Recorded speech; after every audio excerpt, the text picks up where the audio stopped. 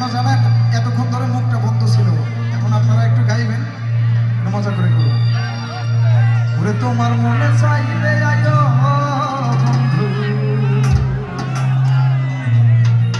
এই জয়রামপুর হাই স্কুলে যত যুবক ভাই আছে সবার বাড়ি।